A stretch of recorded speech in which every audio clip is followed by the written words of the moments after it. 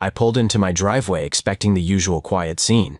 My daughter loved sitting outside after school, humming to herself while arranging her dolls along the concrete like they were guests at some tiny tea party. But that afternoon, something felt wrong the second I stepped out of the car.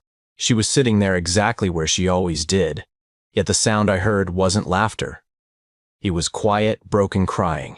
When I got closer, my stomach dropped.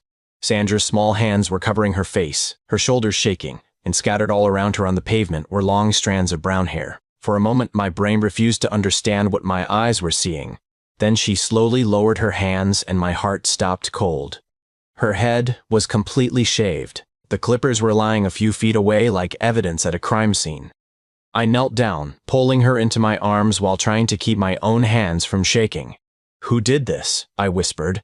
Through soft, trembling sobs, she finally said the name. Karen.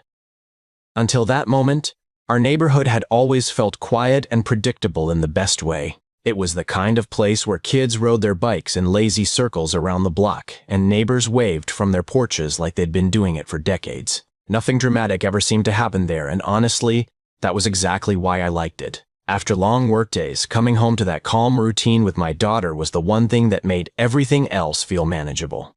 Sandra was the heart of that routine. She had this way of filling the house with energy that made even the smallest moments feel important. One minute she'd be staging elaborate adventures with her dolls. The next she'd be racing across the yard chasing bubbles she had blown herself. Her laugh carried down the street sometimes, and more than once a neighbor joked that they could hear her happiness from inside their living rooms. But if Sandra was the sunshine of the neighborhood, Karen was the storm cloud everyone quietly tried to avoid. She was the head of the HOA, and she carried that title like it gave her the right to control everything within eyesight. Rules were her favorite weapon, and she never missed an opportunity to remind people that she was the one enforcing them. Most of us had learned the same lesson early on. Life was a lot easier if you simply stayed out of Karen's way.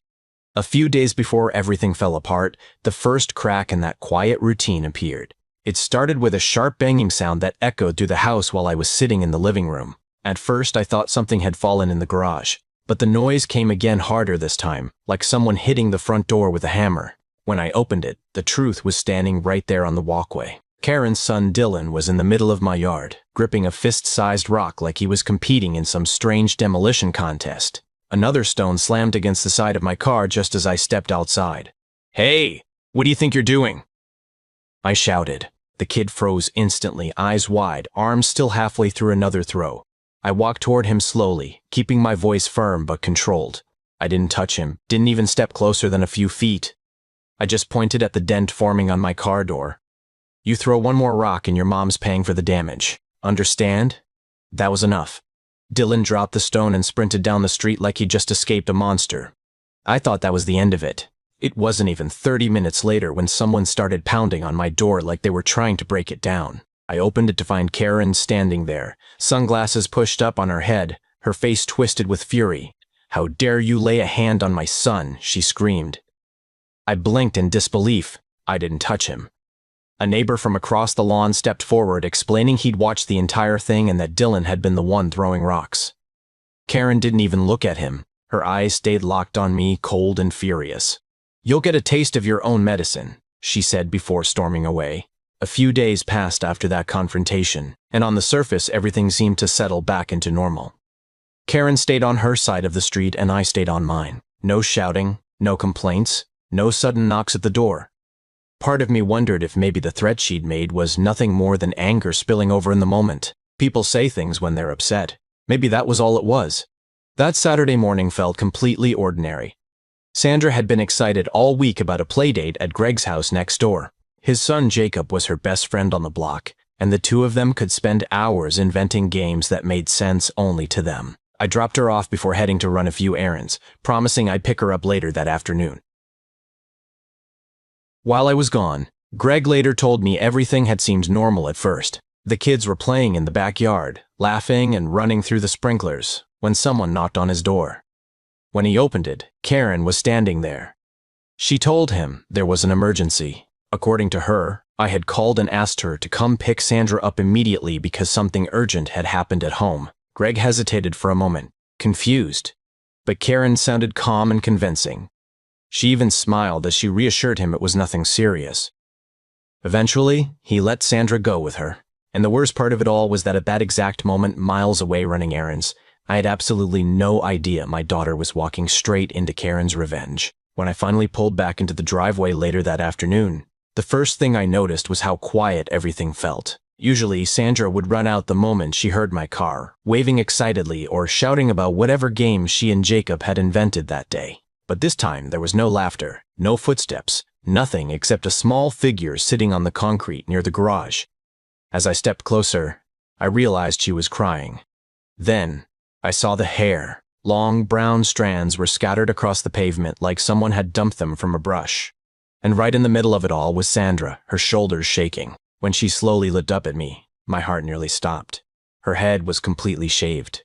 For a moment I couldn't even speak. I knelt down beside her, trying to steady my voice while every instinct inside me screamed that something was terribly wrong. "Sweetheart, who did this?" She sniffed, wiping her cheeks with the sleeve of her dress.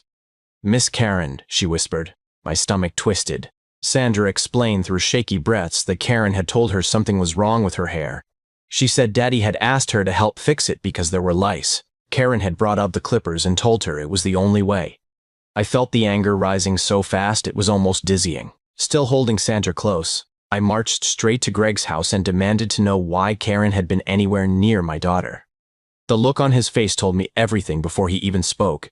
Karen had lied, and suddenly her threat made perfect sense.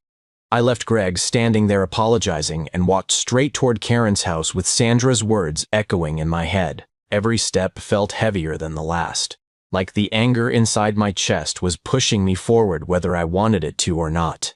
By the time I reached her front porch, my hands were shaking so badly I had to knock twice before the sound even registered. Karen opened the door with the same calm expression she always wore, like she had nothing to worry about. "You shaved my daughter's hair," I said, barely keeping my voice steady. Instead of denying it, she folded her arms and leaned against the doorframe. "Maybe next time you'll think twice before scaring my son," she replied, almost casually. For a split second, I felt the urge to lose control right there on her porch. But anger wasn't going to fix what she had done. I reached into my pocket, pulled out my phone, and dialed the police. The patrol cars arrived faster than I expected. Within minutes, the quiet street filled with flashing lights and curious neighbors watching from their lawns. Karen tried to switch her story the moment the officers stepped out, claiming I was harassing her. That lie didn't last long. One officer reviewed my porch camera footage and saw everything clearly. Dylan throwing rocks, me confronting him without ever touching him, and Karen's story falling apart piece by piece. When they placed the handcuffs on her wrists, the entire neighborhood watched in stunned silence. And I made sure the charges followed.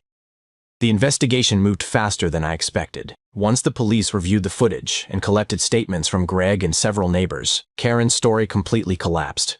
What she had done wasn't some petty HOA dispute anymore. It was child abuse, deception, and deliberate harassment. The charges stacked up quickly, and for the first time since all of this started, it felt like the truth actually mattered. In court, the judge didn't treat it lightly. Karen was convicted and sentenced to prison time, along with heavy fines and a civil payment to help cover the emotional damage she caused. She was immediately removed from the HOA board, and the same neighborhood she once tried to control slowly turned its back on her. People stopped defending her. Some even admitted they'd been afraid to speak up before. As for Sandra, her hair eventually grew back. But the memory of that day reminded me of something important. Protecting your family sometimes means standing firm when someone crosses a line they never should have touched. But I'm curious what you think. Do you believe Karen got what she truly deserved?